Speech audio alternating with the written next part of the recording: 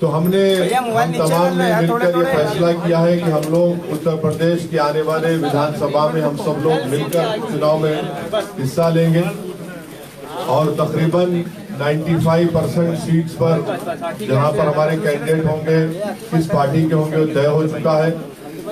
तीसरी बात हमने तय की है कि अगर उत्तर प्रदेश की जनता हमको अपने आशीर्वाद से, अपने दुआओं से और अपने वोटों से कामयाब करती है तो ये जो अलायंस बना है इसके कन्वीनर जनाब बाबू सिंह कुशवाहा साहब रहेंगे और उसमें ये भी तय किया गया है कि अगर उत्तर प्रदेश की जनता इस अलायंस को, इस मोर्चे को सत्ता देती है तो ये तय हुआ है कि 5 साल के टेन्योर में 2 मुख्यमंत्री होंगे, एक ओबीसी समाज के और एक दलित समाज के, और 3 डिप्टी सीएम होंगे जिसमें मुस्लिम समाज का भी होगा।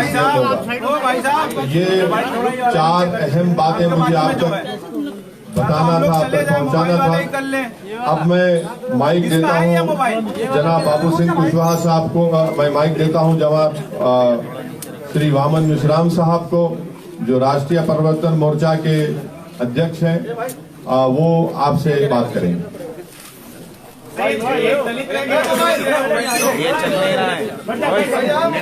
साथियों, पत्रकार साथियों, आपको पूछने के लिए अवसर है। अभी हम अपनी बात आपके सामने रखते हैं, उसके बाद सवाल जवाब होगा। मैं केवल एक बात कहना चाहता हूं कि ये सारा गठबंधन जो है हम लोगों ने मिलकर किया, इसमें अभी जो महत्वपूर्ण 5 पार्टियां हैं और उसके साथ साथ और भी दल इसमें आ सकते हैं, इसके लिए अभी दरवाजे बंद नहीं है। तो एक तो ये बात है। दूसरी बात मैं कहना चाहता हूँ कि इस गठबंधन के ऐलान होने के बाद बीजेपी और समाजवादी के बीच में जो लड़ाई हो रही है, अब बीजेपी और समाजवादी के बीच में लड़ाई नहीं होगी, बीजेपी और हमारे भागीदारी परिवर्तन मोर्चा के बीच में लड़ाई होगी। अब समाजवादी गठबंधन तीसरे नंबर पर चला जाएगा। आप सभी साथियों को नमस्कार। साथियों, अभी जनाब ओवैसी साहब ने और बावन मिश्रा साहब ने जो हम लोगों ने भागीदारी संकल्प मोर्चा भागीदारी परिवर्तन मोर्चा बनाया, उसके बारे में आपको जानकारी दी। हम लोगों ने 5 पार्टियों ने मिल करके अभी ये भागीदारी परिवर्तन मोर्चा बनाया है। इसमें ओवैसी साहब की पार्टी है, हमारी जन अधिकार पार्टी है, बावन मिश्रा साहब का परिवर्तन मोर्चे की तरफ से है और बहुजन मुक्ति मोर्चा के साथी हमारे बैठे हुए बहुजन मुक्ति पार्टी के और भारतीय वंचित समाज पार्टी के आदरणीय रामकरण कश्यप जी है और जनता क्रांति पार्टी के अनिल चौहान जी हैं, कमलेश चौहान जी हैं। इन लोगों ने मिल करके हम लोगों ने अभी इस मोर्चे को बनाया है और कुछ साथी और हमसे संपर्क में हैं, तो वो जल्दी हो 1-2 दिन में उनसे बात करके जो साथी हमसे जुड़ना चाहेंगे उनको हम अपने साथ जोड़ेंगे। हमारे जो मोर्चे का लक्ष्य है, जिस विचारधारा के साथ हम लोग चल रहे हैं, हम बाबा साहब अम्बेडकर को मानने वाले लोग हैं, संविधान को मानने वाले लोग हैं। हमारी वही विचारधारा है तो जो संविधान की चाहत है, जो संविधान की मंशा है। हम संविधान वादी लोग हैं। हमारा पहला नारा है कि जिसकी जितनी संख्या भारी उसकी उतनी हिस्सेदारी। हम लोग जाति जनगणना कराने के पक्ष में हैं। एक समान शिक्षा पद्धति, निःशुल्क शिक्षा और अनिवार्य शिक्षा। नई शिक्षा नीति के आड़ में जैसे पिछले साल कोरोना महामारी की जब शुरुआत हुई और 2 महीने सबको पूरे देश को बंद करके अंदर रखा गया, उस 2 महीने में जो 4-5 कानून बने, एक कृषि का कानून बना जिसको अभी वापस लिया गया, 1 साल किसान आंदोलन करते रहे। उसी तरह कृषि के बाद बिजली का कानून बना, लेबर एक्ट बना, और नई शिक्षा नीति भी बनी। वो नई शिक्षा नीति ऐसी है कि जिस दिन वो जमीन में उतरेगी उस दिन आप हम सभी को पता चलेगा कि वो हमारे हित में है या हमारे बच्चों के नुकसान में। हम जहाँ तक समझ पाते हैं वो नई शिक्षा नीति भी कृषि कानून की तरह वो भी हमारे और आपके बच्चों के हित में नहीं है। पिछड़ों का जो रिजर्वेशन रोका गया उसको शुरू किया, लेकिन पूरी तरह नहीं शुरू किया, वो शुरू होना चाहिए। निजी क्षेत्रों में भी ST, ST, OBC का रिजर्वेशन लागू करने के पक्ष में हैं हम लोग। और जो अभी किसान की जो फसल खरीदी जाती है उसके लिए जो उनकी मांग थी कि सरकार एक गारंटी कानून बनाए कि उससे कम में खरीद ना हो। हम चाहते हैं कि अगर इस देश प्रदेश की महान जनता हम लोग उत्तर प्रदेश में भागीदारी परिवर्तन मोर्चा को अगर अपना सहयोग और पक्ष देती है तो हमें चाहेंगे कि उनकी उपज का सही मूल्य मिले, अच्छा मूल्य मिले, मूल्य की उनकी गारंटी दी जाए। किसानों को खाद बीज सस्ता हो, सिंचाई किसानों के लिए फ्री हो, घरेलू बिजली गरीब और कमजोर की फ्री हो, किसानों के गन्ने का भुगतान हो, छोटे दुकानदार जो मझोले दुकानदार हैं और किसान हैं उनके जो कर्जे हैं वो माफ़ किए जाएं। कानून व्यवस्था की बहुत बड़ी बात है उत्तर प्रदेश में, चाहे वो समाजवादी पार्टी का शासन रहा हो, चाहे आज भारतीय जनता पार्टी का शासन हो, कानून व्यवस्था की स्थिति बहुत खराब है, बहुत दयनीय है। तो हम लोगों की चाहत है कि कानून व्यवस्था अगर इस प्रदेश की जनता हमारे मोर्चे को सफलता देती है तो हमारी पहली प्राथमिकता होगी कि इस प्रदेश की कानून व्यवस्था शुरू की जाए, हमारी बहन बेटियों को सुरक्षा मिले, अन्य पिछड़े वर्गों को SC, ST को, माइनॉरिटी के जो गरीब बच्चे हैं उनको जो स्कॉलरशिप है वो मिले। पुरानी पेंशन बहाली का एक मामला आया है, कुछ लोगों ने कहा है कि हम पुरानी पेंशन बहाल करेंगे, लेकिन इस बारे में मैं एक बात कहना चाहता हूँ। जब इस देश के प्रधानमंत्री माननीय अटल बिहारी वाजपेयी जी थे, उन्होंने पुरानी पेंशन को बंद कर दिया था, अब पेंशन नहीं दी जाएगी ऐसा उन्होंने कानून बनाया था। उस समय प्रदेश में समाजवादी पार्टी की सरकार थी और सबसे पहले अगर उस कानून को किसी ने माना तो उत्तर प्रदेश की सरकार ने माना। पिछली बार 5 साल समाजवादी पार्टी की सरकार रही, उन्होंने पुरानी पेंशन बहाल नहीं की। अभी भी बंगाल में पुरानी पेंशन लागू है, बहुत सारे प्रदेशों ने धीरे धीरे करके उस पेंशन को खत्म किया, लेकिन सबसे पहले अगर खत्म किया तो उत्तर प्रदेश की समाजवादी पार्टी ने खत्म किया। आज वो जरूर कहते हैं कि पुरानी पेंशन वो बहाल करेंगे, लेकिन वो करेंगे या नहीं करेंगे, लेकिन अगर इस मोर्चे को लोग सहयोग देते हैं, बहुमत देते हैं, तो ये मोर्चा जरूर पुरानी पेंशन को बहाल करेगा। ऐसी कुछ मुद्दों के साथ हम लोग चुनाव में जा रहे हैं।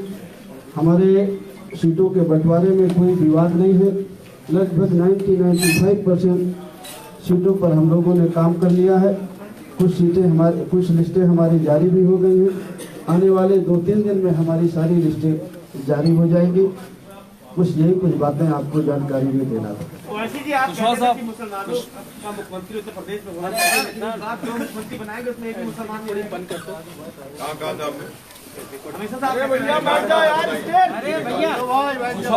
हमने कहा था भ्रष्टाचारी की लड़ाई है और हमारे राष्ट्रीय स्पोक्सपर्सन आसिम अफताब साहब ने नीचे बैठकर भी किया जा सकता है, डिप्टी CM दूसरों का काम मत बिगाड़िए। होना चाहिए, वही कंसिस्टेंसी हम लोग कह रहे हैं।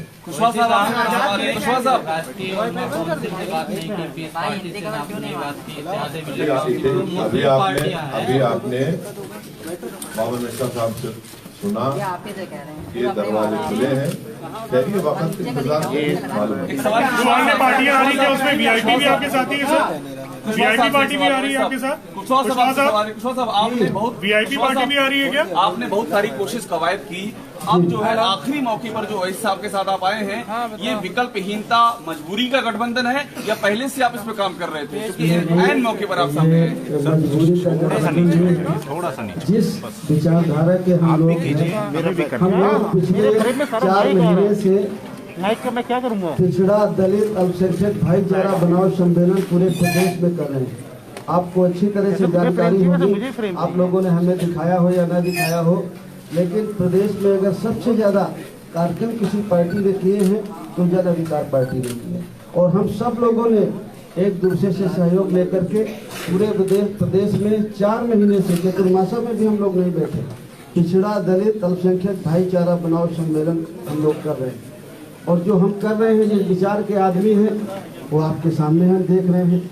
देख लीजिए, पिछड़ा भी है, दलित भी है, अल्पसंख्यक भी है। इसमें से मुख्यमंत्री का चेहरा कौन होगा? क्योंकि भाजपा में तो सीएम योगी आदित्यनाथ है, सपा और आरएलडी के गठबंधन में अखिलेश यादव है, आपके गठबंधन में कौन मुख्यमंत्री का चेहरा है?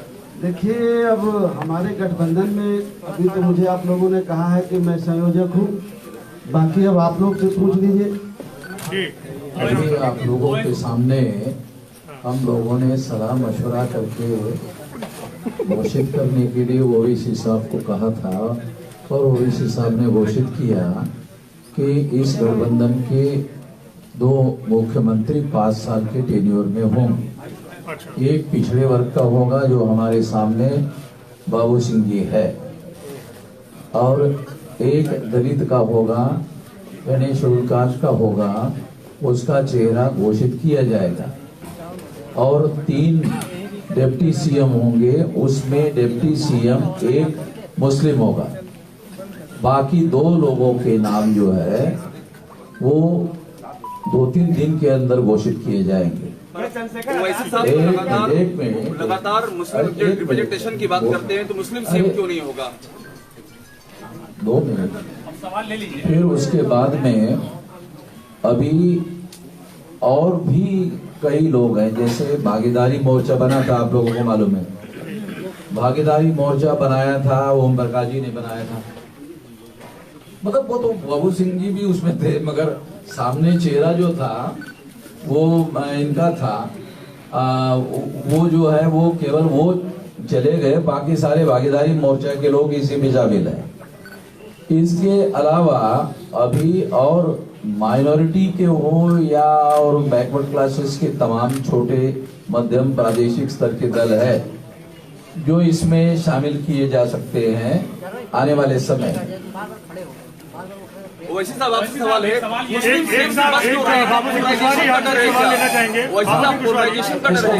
मुझे पूछना है, एक सवाल आपसे लेना चाहेंगे। सवाल है जी जी जी जी एक सवाल ये है कि स्वामी प्रसाद मौर्य ने अभी एक बड़ा ही मन से भी घोषणा की, जिसके साथ हम जाते हैं वहां पे सरकार बनती है, उसकी हम सरकार बनाते हैं। मतलब उन्होंने अपने आप को किंग मेकर घोषित कर दिया है चुनाव से पहले।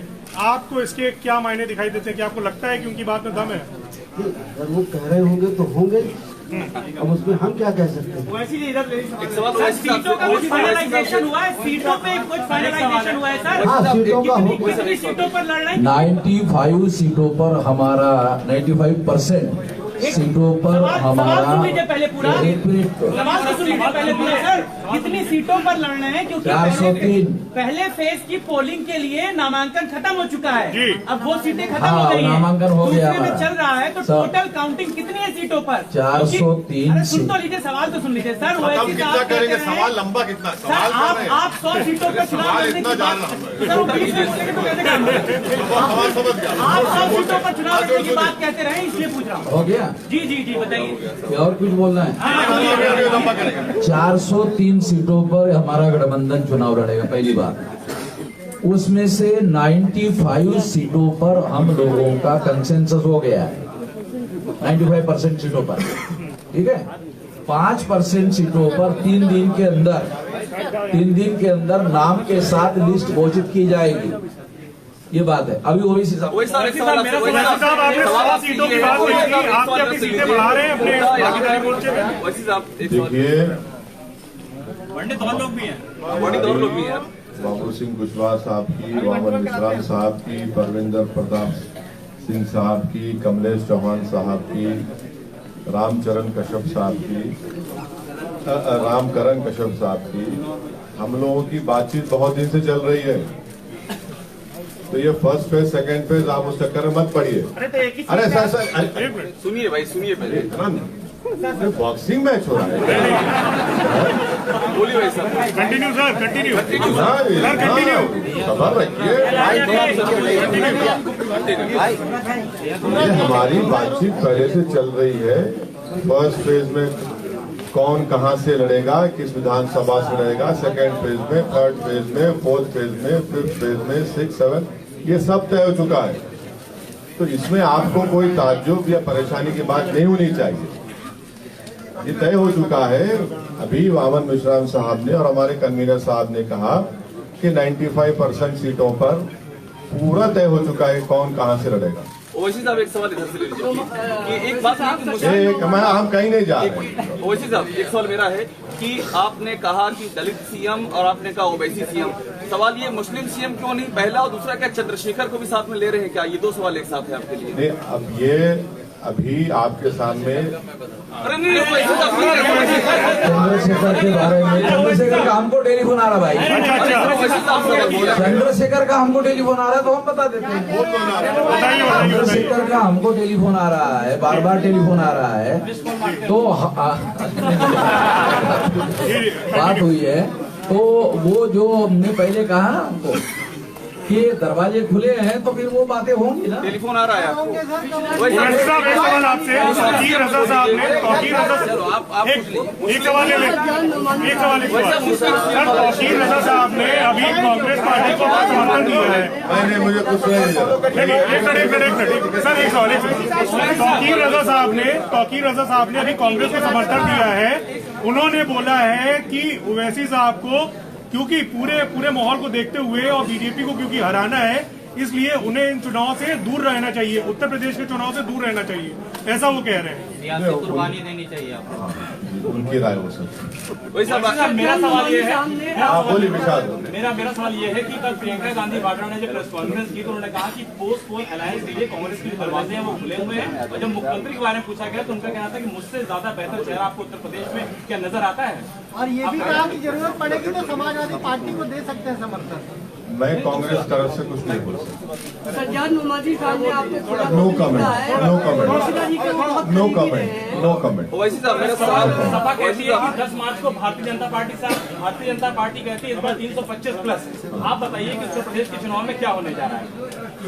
आपका गठबंधन कहाँ खड़ा होगा? क्या तीसरे स्टेज की लड़ाई के लिए ये लड़ाई है? देखिए, ये जो लड़ाई है ये पूरे कमजोर लोग मिलकर एक ताकत बन रहे हैं, और ये 99% वर्सेस 1% की लड़ाई है। 99% है और 1% संघ है, ये उसकी लड़ाई है। वैसा एक सवाल आपने पहले कहा था 100 सीटों पर लड़ेंगे, आप कह रहे हैं? हाँ, अरे आप लिस्ट देखते जाइए ना। नहीं तो 403 पे अब बात अरे हो रही है तो 150 पे लड़ेंगे, हमारे 200 पे अरे लड़ेंगे। पूरे नंबर आ जाएंगे आपके, पूरे नंबर आ जाएंगे आपके पास। क्यों आप फिक्र मत रहिए, मुतमईन रहिए। मुस्लिम सीएम के इशू पर आप कुछ बता नहीं रहे हैं कि वो क्यों नहीं? पश्चिम में बड़ी दावेदारी आपकी यार सवाल हो जाता है पूरा। सुनिए, ये बात तय हो चुकी है जिसका जिक्र अभी हमारे कन्वीनर साहब बाबू सिंह कुशवाहा साहब ने कहा, वामन मिश्रा साहब ने कहा, उसी पर हम कायम हैं। सर, आजम खां की रिहाई के हवाले से आजम खां की रिहाई के हवाले से आप आवाज बुलंद किए हैं। अब्दुल्ला आजम ने कहा है कि अगर हमारे सच्चे हमदर्द हैं तो उनको उनकी वजह से जो सियासी नुकसान हो रहा है उस पर देखना चाहिए। तो उनको अपना नुकसान किससे हुआ वो पहले समझ लें। उनको किससे नुकसान हुआ वो उस बात को समझ लें।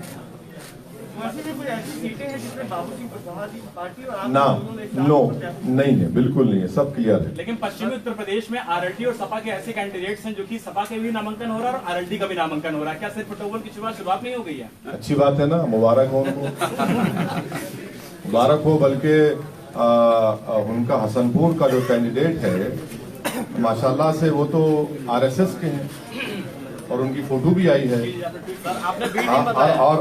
और माशाल्लाह से जो लोनी के आरएलडी के कैंडिडेट हैं उनके ताल्लुक से कहा गया कि दिल्ली के नॉर्थ ईस्ट के राइट्स में भी उनका जिक्र खैर आ रहा है, वो बता दें वो भी। तो अब ये तो ऐसा है तो ये ठीक है, आ रहा है सामने, देखिए। बाबू सिंह कुशवाहा जी, आपके पुराने साथी ओम प्रकाश राठौर कह रहे हैं कि उनकी पार्टी का नाम है जन अधिकार, लेकिन कोई उनका वो है नहीं इस समय, चाहे 403 पे लड़े कोई फर्क नहीं पड़ेगा। कोई बात नहीं, कह सकते हैं बड़े नेता हैं, हमें उनकी बात पर कुछ नहीं। बड़े नेता का डिफिनेशन इसमें क्या है कुशवाहा साहब? कुछ आप रहस्यमय चीज बता रहे हैं। कितने बड़े नेता हैं? देखिए और तो मैं सबसे बात करता हूँ, लेकिन अभिषेक जी से मैं बहुत डरता हूँ। मैं आप सबके बीच में कह रहा हूँ। अभी ये मुझे थोड़ी देर पहले पा गए थे तो मैं दौड़ के भागा, तब भी ये मुझे पकड़ लिए। तो देखिए, अपने अपने आदमी के, हर आदमी के अपने दावे हैं, हर पार्टी के अपने दावे हैं।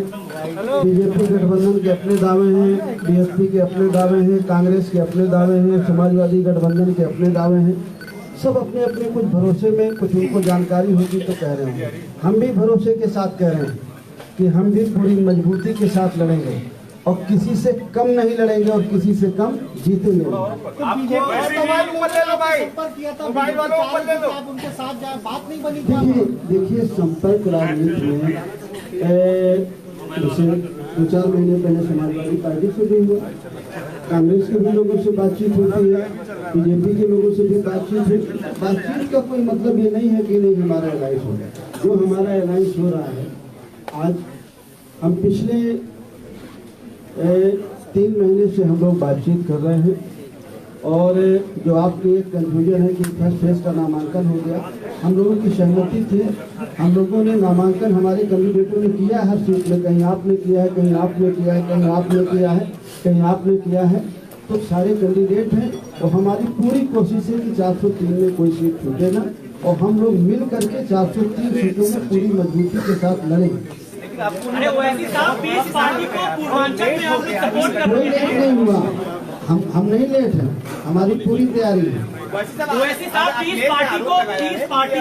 अखिलेश यादव ने आरोप लगाया है कि क्योंकि भाजपा में आज प्रचार बैंड आज डिजिटल जो तैयारियां थी, उनकी तैयारियां पहले से थी। क्या चुनाव आयोग के अधिकारियों ने बीजेपी को पहले से ही लीक कर दिया था कि डिजिटल प्रचार होना है? क्या आप भी मानते हैं कि अधिकारियों ने कुछ लीक की थी चुनाव आयोग की? और इसी से जुड़ा हुआ सवाल, एक मिनट देखिए,